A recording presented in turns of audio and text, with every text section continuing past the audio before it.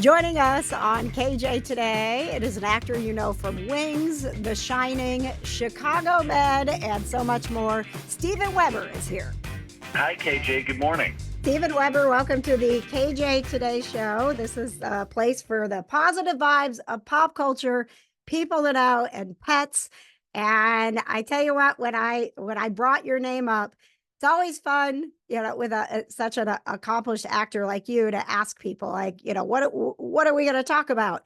And obviously, Wings came up, and The Shining because of October, but overwhelmingly, everybody that is here tuned in just loves the character Dr. Dean Archer on Chicago Med, which we got a new episode tomorrow. So let's start off by talking about your involvement, because if I remember correctly, this was supposed to be maybe a smaller recurring role, and you're still here with us. That's right. That's right. Good morning. Yes, he was supposed to be a very problematic, even scary little character who was not going to last very long. But I think the show liked the dynamic of the character and whatever it was I was bringing to it, and they decided to keep him around. The funny thing is that when I bump into medical people in the real world, they will often say, your character, Dean Archer, who, if you don't know, is a short-tempered, he's a bit of an egomaniac, etc.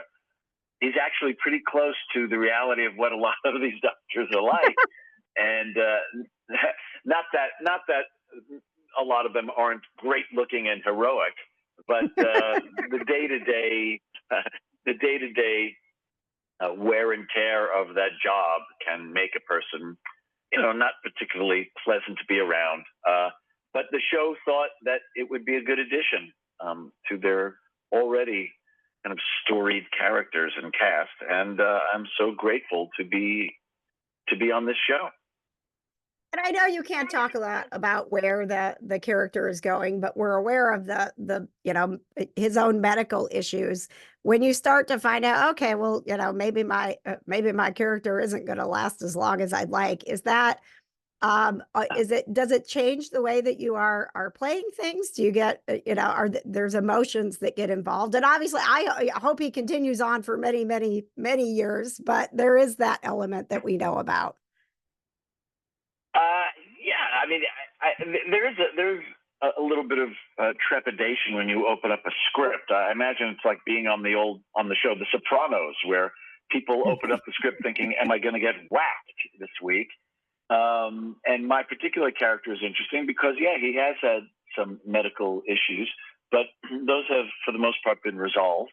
But in the upcoming shows, there are more challenges and struggles for this character, and as well as the other characters, that put a little fear into your heart. Think, oh my gosh, is he going to be around? Is he? And to put everybody at ease without taking too much of the mystery away, I would say, yeah, I think he's safe. It's safe to say that Dean Archer is going to be around for a little while, but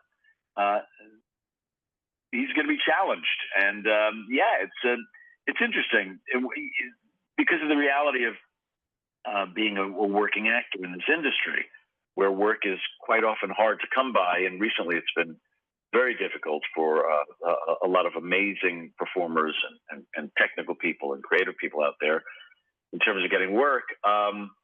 There's always something added to the experience of reading a script, thinking, oh God, here it comes. Oh no. Yeah. And so, yeah, there's a little fear, a little desperation. You want to do a little better. You want to be a little nicer, a little more efficient, so people don't think that you're expendable.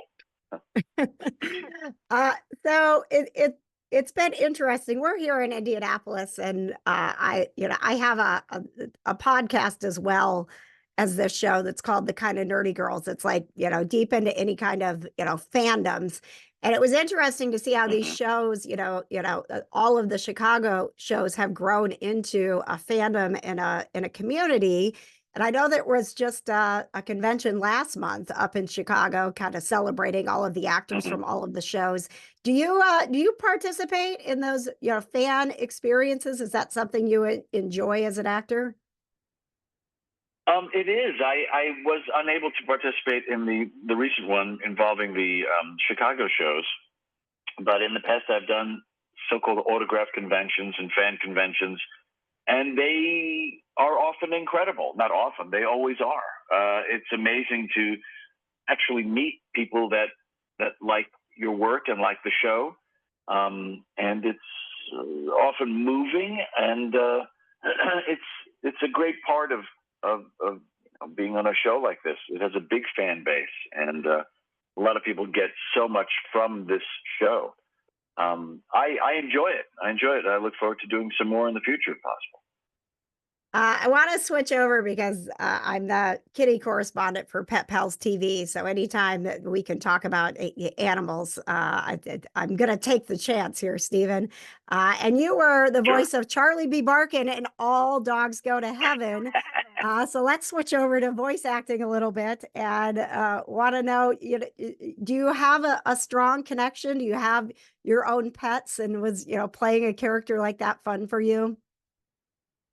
Well, first off, it was a lot of fun for me, not least because I got to work with Dom DeLuise, among others, Ernest Borgnine, and that was a lot of fun.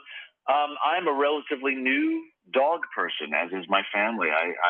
We really didn't have pets growing up, and with my family, with my kids, and we didn't have a dog until fairly recently. So we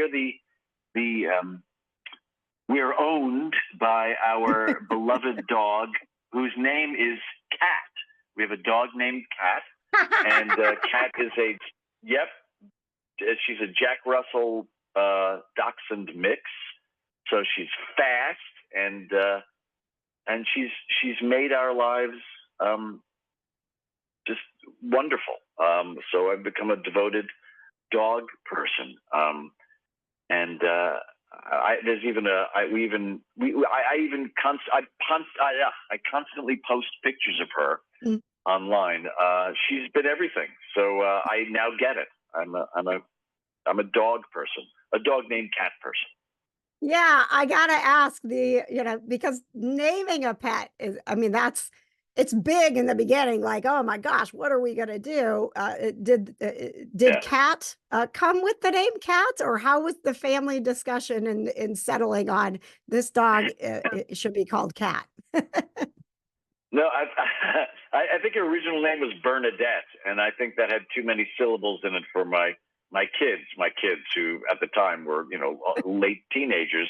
I think they thought it would be amusing to name the dog Cat, and so it just stuck. It was really fun, and it's a good conversation starter. I love it. I want to switch over. I have a fan listening named Charles who is big into Marvel, and I know that you have had a little experience with some voice work with Avengers Assemble and Ultimate Spider-Man. Are you Right. a Marvel fan as well?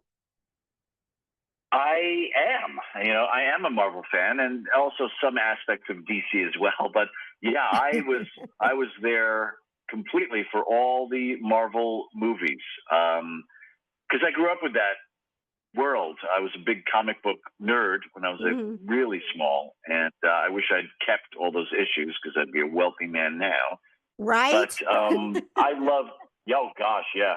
It's so silly to say that. It's like saying I wish I'd kept all the loose change that I just put in the in the cushions of my seat car or my car seats. Yeah, I loved that world a lot, and so being able to voice Norman Osborn and the Green Goblin in Ultimate Spider-Man was fantastic fun. I just felt so privileged to play a minute part in that world, that brilliant world. Is that something that if you had an opportunity to, if Kevin Feige came to you, is there a particular character that you might like to, bring to the big screen?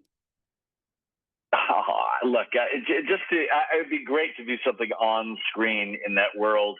It wouldn't have to even be heroic. I could be just a paper pusher, that works in the Avengers office. I mean, there's got to be custodians that work at the big, Avengers base, right? I remember seeing a skit a long time ago that about the Death Star and Darth Vader, there had to be people who worked for Darth Vader in the catering portion of the Death Star, and they had to do that stuff.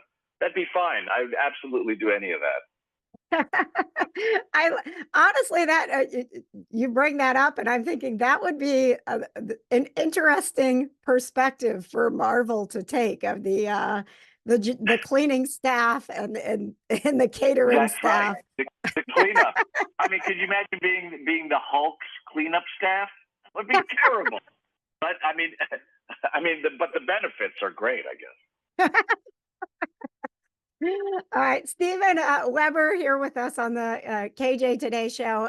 Chicago Med, we love it here. We love what you're doing, and I think there were some fans that breathed a sigh of relief to hear that we still get more of Dr. Archer, and we will be cheering you on. Thank you so much for being here with us today, Stephen. Thanks for having me, KJ. Appreciate it. Thanks for joining me for another celebrity interview. KJ Today, where you'll find the positive vibes of pop culture, people to know, and pets. If you like this interview, please make sure you give it a like, rate, review, and subscribe. And join us on YouTube the first Wednesday of every month for the full KJ Today Show, where we play trivia, bring you more celebrity guests, and even a pet of the week to keep you feeling the positive vibes.